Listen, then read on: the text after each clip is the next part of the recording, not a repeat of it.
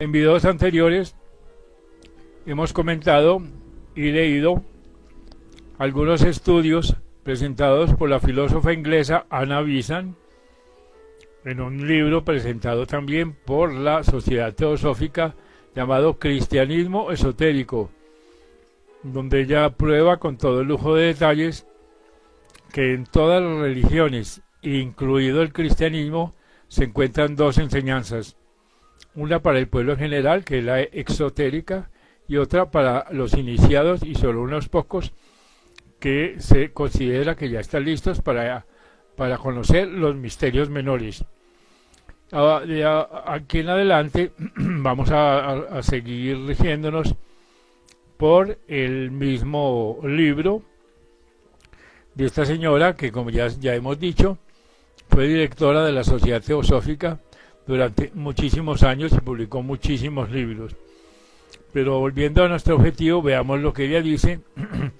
acerca de otras enseñanzas esotéricas que tiene el cristianismo. Y dice lo siguiente con relación al Cristo histórico. Dice: en el primer capítulo de este libro hablamos ya de la identidad de todas las religiones del mundo y vimos que el estudio de esa identidad, por lo que se refiere a creencias, simbolismo, ritos, ceremonias, historias y fiestas conmemorativas,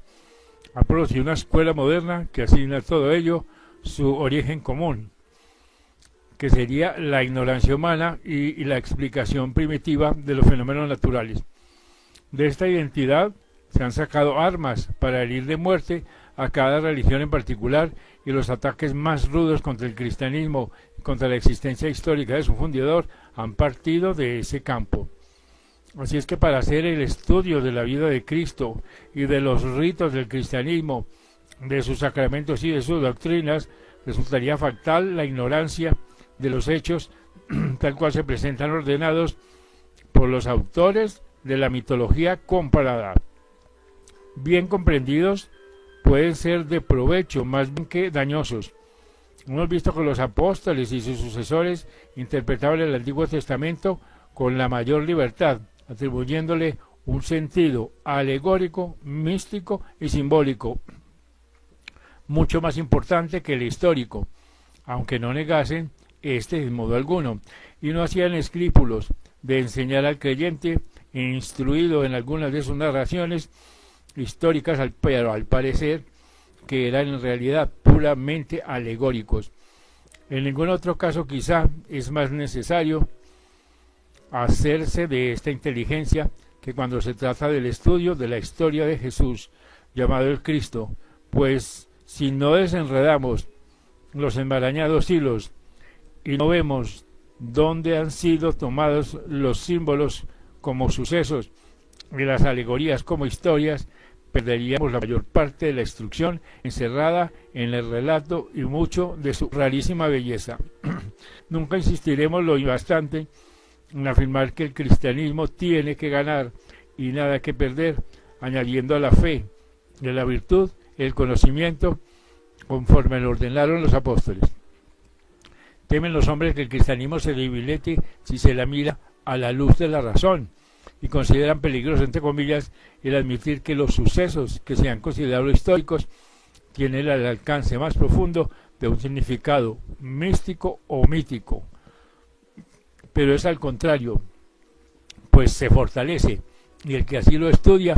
ve con alegría que la perla de gran valor brilla con más luz, más clara, es pura, cuando se la despoja de la cubierta de ignorancia, saltan a la vista sus múltiples matices. Hay al presente dos escuelas, dice la señora Besant, diametralmente opuestas, que sostienen una contienda acerca de la historia del gran maestro hebreo. Según una, los relatos de su vida solo contienen mitos y leyendas creados para explicar fenómenos naturales, restos de un método pintoresco de enseñanza de ciertos hechos de la naturaleza, encaminado a imprimir en las mentes incultas determinadas clasificaciones de acontecimientos naturales, importantes en sí mismos y que se prestaban a la educación moral. Así que forman los que así opinan una escuela bien definida, en la que figuran hombres de gran erudición y elevado entendimiento, en derredor de los cuales se amontona una turba menos instruida, que se pronuncia con cruda vehemencia, aportando las teorías más destructoras. A esta escuela supone la de los cristianos ortodoxos, que sostienen que la vida entera de Jesús es histórica, sin mezcla de leyendas ni de mitos. Afirman que se trata de la historia de un hombre que nació hace 19 siglos, 20 siglos en Palestina, y que pasó por todas sus vicisitudes y acontecimientos expresados en los evangelios, sin que la narración tenga otro significado que el de una vida divina y humana. Están pues las dos escuelas por completo antagonismo, asegurando la una que todo es leyenda y declarando la otra que todo es historia. Pero median entre ellas pensadores de muchos y diversos matices. En general son llamados librepensadores, los cuales consideran la narración de aquella vida legendaria en parte y en parte histórica, pero no ofrecen método alguno definido y racional de interpretación ni alguna explicación adecuada del complicado conjunto. Y agrega la señora Bizan. Y asimismo encontramos dentro de la comunión cristiana un número considerable y siempre creciente de fieles y devotos creyentes cuyas inteligencia es refinada, su fe es ardiente, sus aspiraciones sinceramente religiosas y que ven en la relación de los evangelios algo más que la historia de un solo y particular hombre divino. Al defender su posición, en lo que se refiere a las escrituras recibidas, declaran que la historia de Cristo tiene un sentido más profundo y trascendental que el que aparece en la superficie, y aún sosteniendo el carácter histórico de Jesús, afirman que el Cristo es más que el hombre Jesús y tiene un significado místico. En su apoyo mencionan frases tales como la de San Pablo cuando dice: hijitos míos, que vuelvo otra vez a estar de parte de vosotros hasta que Cristo sea formado en vosotros. Y es notorio en verdad que en este pasaje no pudo referirse San Pablo a un Jesús histórico, sino a cierta florescencia del alma humana que para él constituye la formación de Cristo en ella. Este mismo maestro declara también que aunque había conocido a Cristo según la carne, en adelante no volvería a conocerle más así, con lo que sin duda daba a entender que si bien reconocía el Cristo de carne a Jesús, había alcanzado sin embargo un punto de vista más alto desde el cual el Cristo histórico le aparecía en la penumbra. Este pues es el punto de vista tras el que andan muchos de estos nuestros tiempos, suspensos frente a los hechos puestos en claro por la mitología comparada, perplejos a la vista de las contradicciones contenidas en los evangelios y confundidos al reconocer su incapacidad para resolver tales problemas, mientras permanezcan ligados al mero superficial sentido de las Sagradas Escrituras. Gritan desesperadamente proclamando que la letra mata, que solo el espíritu vivifica, y entre tanto ponen todo su empeño en rastrear algún significado amplio y profundo en una narración tan antigua como las religiones del mundo, y centro y vida de cada una de ellas conforme han ido apareciendo. Así que estos asendereados pensadores, demasiadamente indefinidos y desligados entre sí para que se pueda considerarlos formando una escuela, tienden la mano a los que juzgan que todo es leyenda, sugiriéndoles la aceptación de una base histórica. La otra tienen a sus compañeros cristianos, avisándoles el peligro que corren y que aumentan por días de que se pierda por completo el sentido espiritual si continúan apegados a la mera significación literal, indefinible ya frente a los conocimientos invasores de la edad en que vivimos. Hay peligro de que se pierda, entre comillas, la historia de Cristo, juntamente con la idea del Cristo,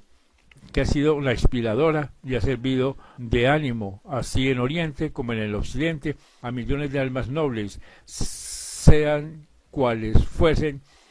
los nombres con que el Cristo se conozca y las formas en que se le adore. Si se corre el riesgo de que la perla de gran precio se escape de nuestras manos y quede el hombre por siempre mucho más pobre. Para desvanecer el peligro es necesario desenredar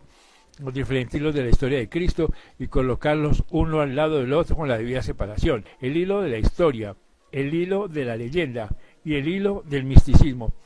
Los tres fueron torcidos de una sola cuerda para confusión de los hombres pensadores, mas al desenredarlos nos encontramos con que la narración se hace más valiosa con el conocimiento que les añade.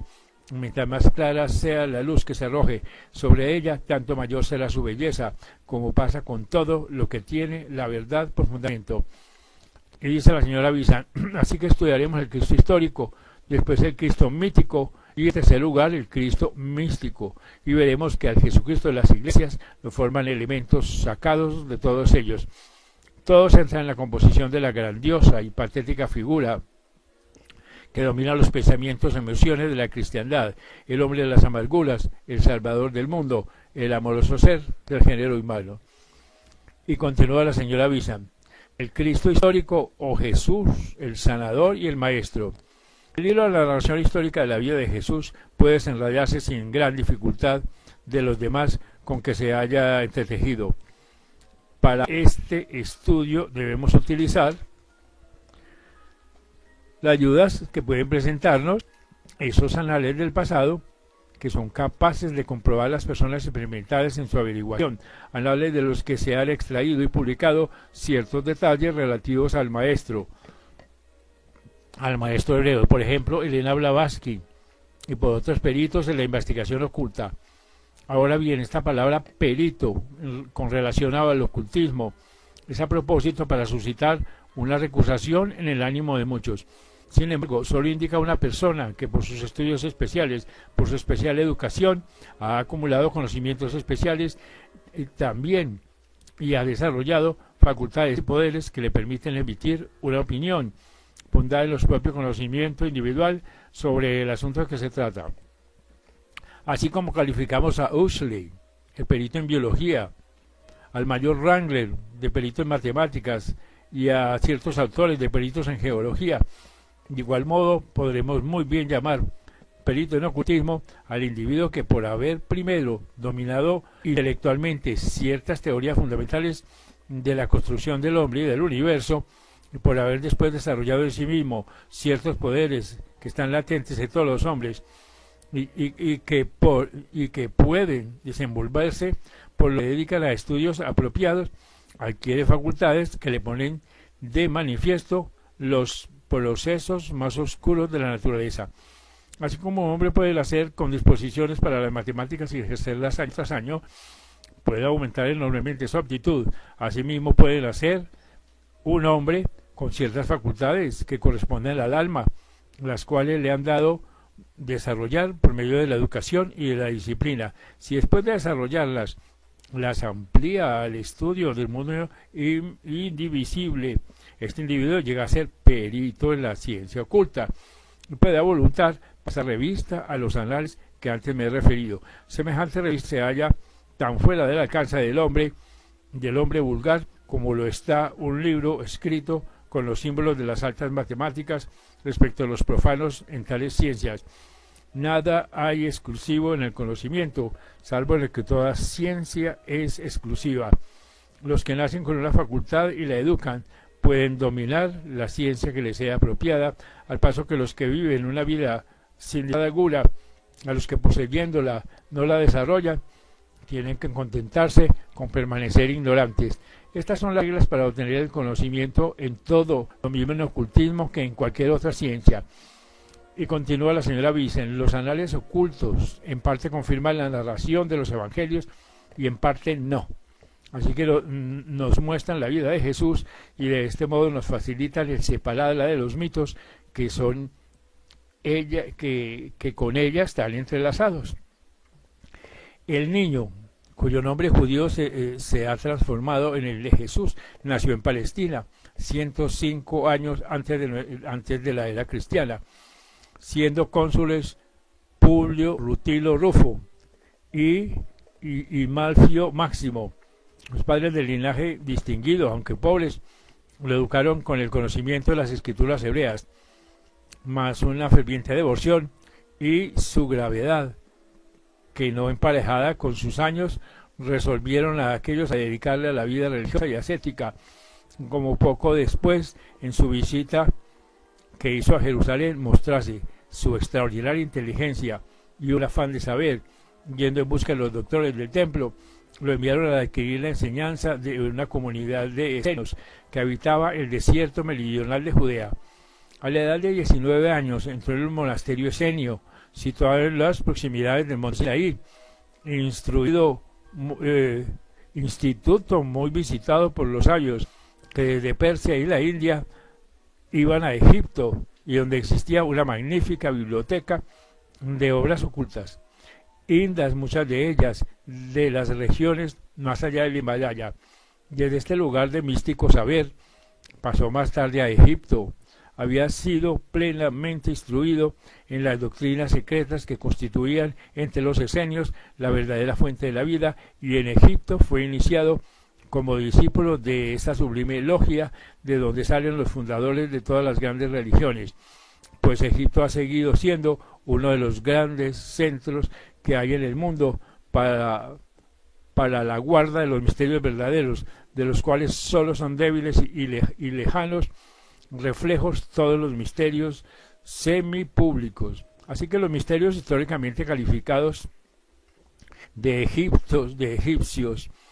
eran sombras de los asuntos de que realmente se trataba,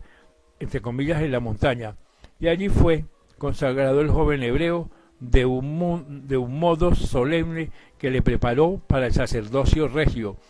a que llegó más tarde. Era pues su pureza tan sobrehumana y tan grande su devoción, que en su edad viril, llena de gracia, aventajaba en mucho a los severos y a algún tanto fanáticos ascetas con quienes se había derramando entre los adustos judíos que le rodeaban la fragancia de una sabiduría suave y tierna, como el rosal que plantado de modo extraño en un desierto esparciera sus perfumes sobre la estéril llanura. La majestuosa gracia y hermosura de su nítida pureza formaban en torno suyo radiante aureola, y sus cortas palabras, dulces y amorosas, despertaban aún en los más duros temporal gentileza y en los más rígidos pasajera ternura. Así vivió 29 años de vida mortal,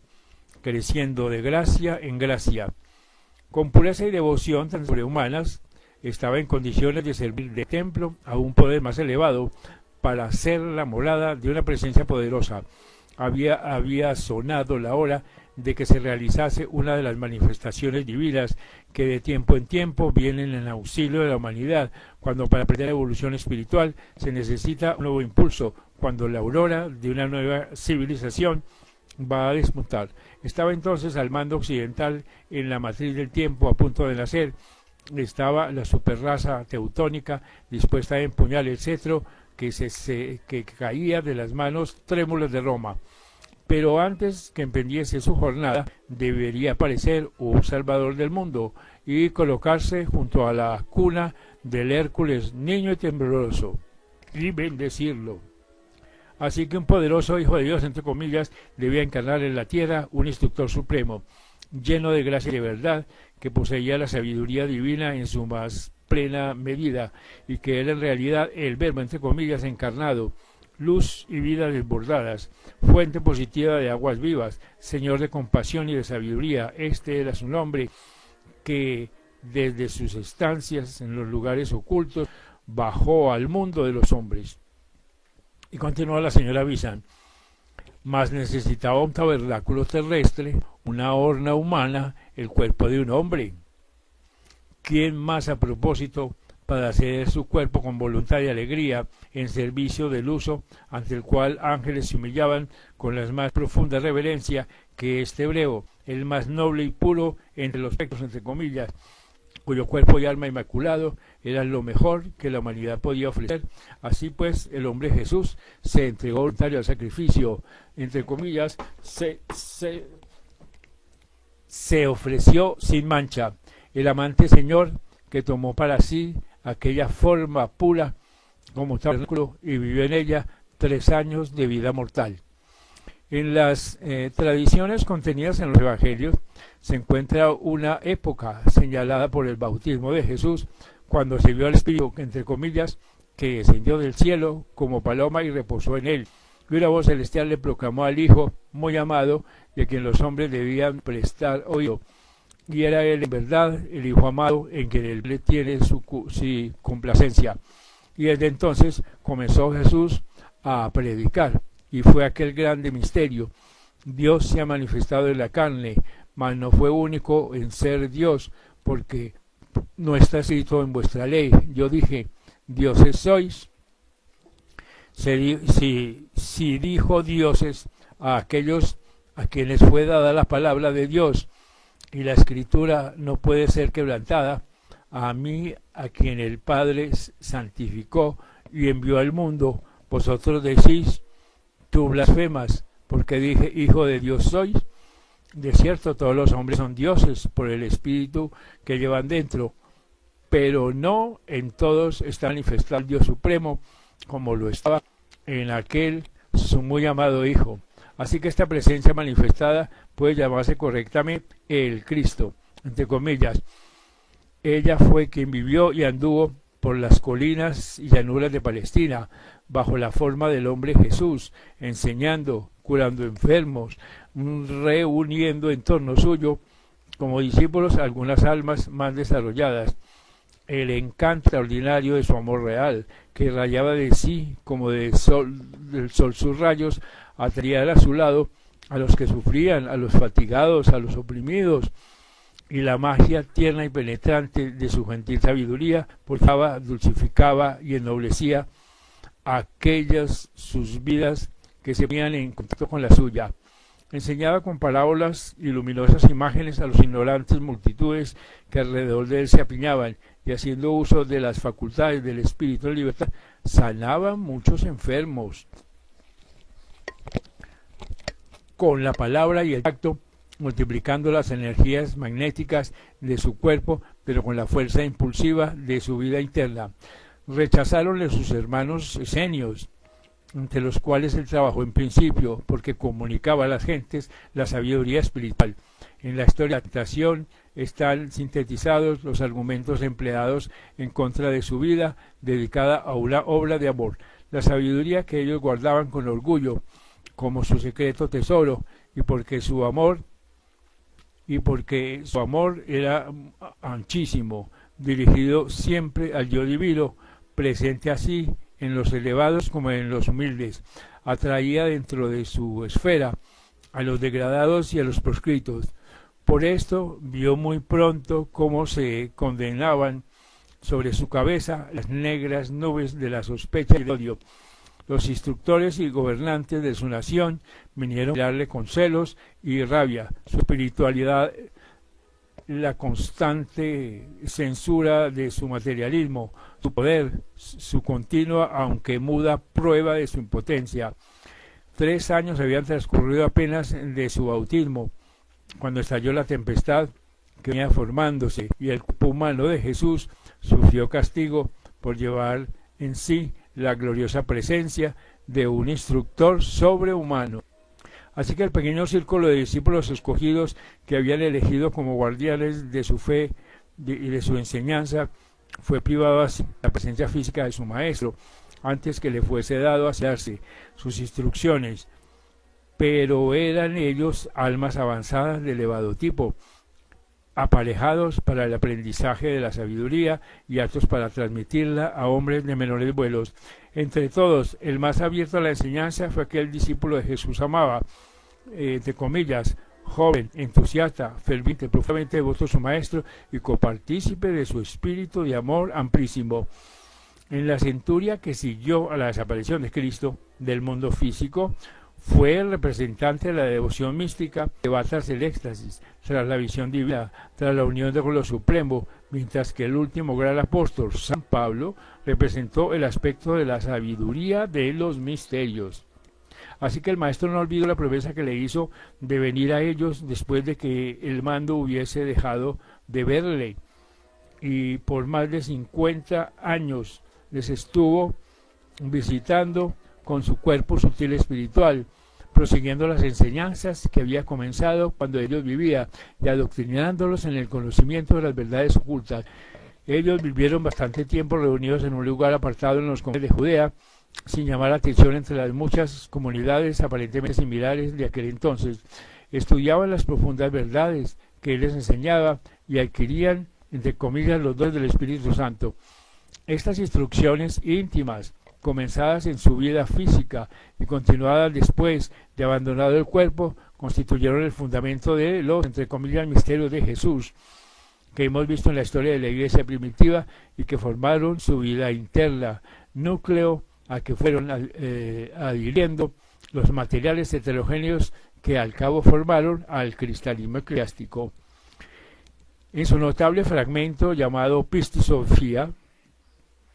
figura un documento del mayor interés, el cual se refiere a la enseñanza oculta y está escrito por el famoso Valentino. En él se dice que las lecciones de sus discípulos llegaron en los 11 años que siguieron a su muerte tan solo a las regiones de los primeros estatutos, a los primeros misterios dentro del velo. Entonces no habían aprendido la distribución de las órdenes angélicas, de la cual habla en parte Ignacio. Después Jesús, estando en la montaña, entre comillas, con sus discípulos que recibieron su vestidura mística, el conocimiento de todas las regiones y las palabras de poder para entrar en ellas, les enseñó más aún, prometiéndole lo siguiente: yo os perfeccionaré en toda la perfección, los misterios del interior a los misterios del exterior. Yo os colmaré de espíritu, de suerte que seáis llamados espirituales, perfectos en todas las perfecciones. Y los instruyó acerca de lo que era la sabiduría, de su caída en la materia, en su intento de elevarse a lo más alto, de sus clamores y a la luz en quien había puesto su enseñanza, y del envío de Jesús para redimirla del caos y de su coronación con la luz de su liberación de la servidumbre. Y aún siguió más adelante, hablándoles del más elevado misterio, el inefable, el más sencillo y claro de todos, aunque el más alto, el que debía ser conocido de aquel que renunciase al mundo de un modo completo. Por este conocimiento los hombres se convertían en Cristos, pues tales hombres son yo mismo, y yo soy esos hombres, pues Cristo en ese misterio más elevado, conocimiento de que los hombres son transformados en pura luz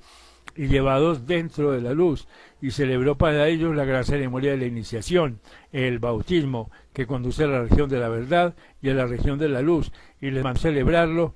para otros que fuesen dignos, pero, entre comillas, pero ocultad este misterio, no lo comuniques a todos, sino a aquellos solamente que hagan todas las cosas que os he enseñado en mis prescripciones. Después de esto, los apóstoles, instruidos por Pleto, salieron a predicar, apoyados siempre de su maestro. Además, tanto ellos mismos como sus primitivos compañeros trasladaron de su memoria a la escritura todos los discursos públicos y las parábolas que su maestro habían oído, y de igual modo, reuniendo con gran cuidado todas las noticias que pudieron recoger, los pusieron por escrito y los hicieron circular entre los que iban adhiriendo a su pequeña comunidad. Formáronse varias colecciones, escribiendo cada cual lo que recordaba y añadiendo lo más selecto de los relatos de los demás. Las enseñanzas íntimas dadas por Jesucristo a sus elegidos no se escribieron, sino que fueron transmitidas oralmente a los dignos de recibirlas y a los discípulos constituidos en pequeñas comunidades para hacer vida real, aunque siempre en contacto con el cuerpo astral. Es pues el Cristo histórico, un ser glorioso que forma parte de la gran jerarquía, cuyo cometido es guiar la evolución espiritual de la humanidad, el cual ocupó por espacio de 3 años, enseñando públicamente por toda Judea y Samaria, cuyos enfermos llevó a cabo obras ocultas señaladas, y reunió en torno suyo una pequeña agrupación de discípulos a quienes comunicó las verdades más profundas de la vida del espíritu, y con rara ternura, singular amor y preciosa sabiduría conquistó los ánimos de las gentes y acabó su carrera terrestre muriendo como blasfemo. Como tal fue considerado por la honda doctrina de la divinidad, inherente a sí mismo, a todos los hombres que predicara. Así que vino a dar al mundo un nuevo impulso de vida espiritual y resucitar las íntimas enseñanzas inherentes a esta vida y apuntar de nuevo al antiguo estrecho sendero, a proclamar a la existencia del reino de los cielos, de misión que da acceso al conocimiento que es vida eterna y da entrada en cada reino a unos pocos capaces de ser maestros. Alrededor de esta figura gloriosa se acumularon los mitos de los que enlazaban con la larga serie de sus predecesores, mitos alegóricos de sus vidas que simbolizaban la obra del Logos en el cosmos y la evolución superior del alma individual humana. Y agrega la señora Bizan: mas no se crea que la labor del Cristo en pro de sus seguidores que nada con el establecimiento de los misterios, ni que se limitara a aparecer en ellos de rara vez. Aquella poderosa entidad que usó del cuerpo de Jesús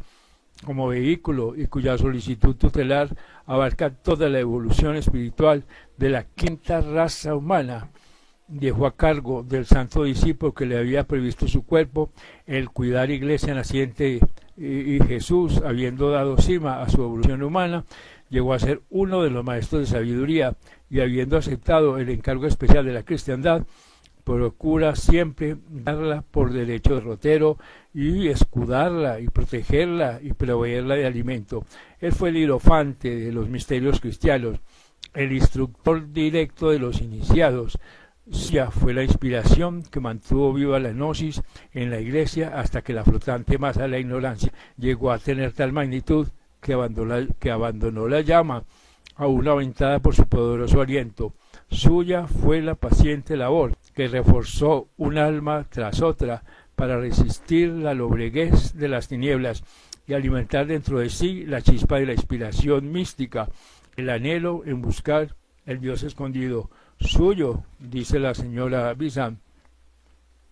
fue el destino imprimir la verdad en todo cerebro preparado para ella, de modo que la antorcha del conocimiento pasase de mano en mano a través de los siglos sin que jamás se extinguiese. Suya era la figura iniesta detrás del tormento y de las llamas que alentaba a sus confesores y a sus mártires y suavizaba sus angustias de su muerte y colmaba de paz corazones. Dice la señora Bizan: suyo el impulso expresado en la voz del trueno de Savonarola, en la sabiduría sosegada de Erasmo, en la dura y profunda del teománico Spinoza. Suya la energía de Roger Bacon, de Galileo, de Paracelso, sus investigaciones de la naturaleza. Suya la belleza que sedujo Fra Angelico, a Rafael y a Leonardo da Vinci, que inspiró el genio de Miguel Ángel, que lo brilló ante los ojos de Murillo, que comunicó el poder de elegir las maravillas del Duomo de Milán, de San Marcos en Venecia y de la Catedral de Florencia, las sonatas de Beethoven, los oratorios de Händel, las fugas de Bach, el austero esplendor de Brahma. Suya la presencia que animaba a los solidarios místicos, a los perseguidos ocultistas, a los pacientes investigadores de la verdad. Así que él fue el que por la persuasión o por la amenaza, por la elocuencia de San Francisco o por los sarcasmos de Voltaire, por la dulce sucesión de Tomás de Kempis y por la ruda virilidad de Lutero, que trató de instruir y despertar a los hombres, de ganarles a la santidad o de fustigarlos si sordos permanecían en el mal. Así que en tantos siglos ha trabajado y luchado, y aún llevando por encima, peso de las iglesias, no ha descuidado jamás ni dejado sin consuelo al alma humana que a él haya acudido. Ahora pone todo su empeño en convertir en beneficio de la humanidad parte de la grande oleada de sabiduría que se está haciendo fluir para renovar el mundo, y buscar las iglesias quien tenga oídos para oír la sabiduría, quien responda al llamamiento del mensajero para llevarlo a su regaño. Aquí estoy, miradme. Este es pues un resumen de lo que es la biografía física de Jesucristo.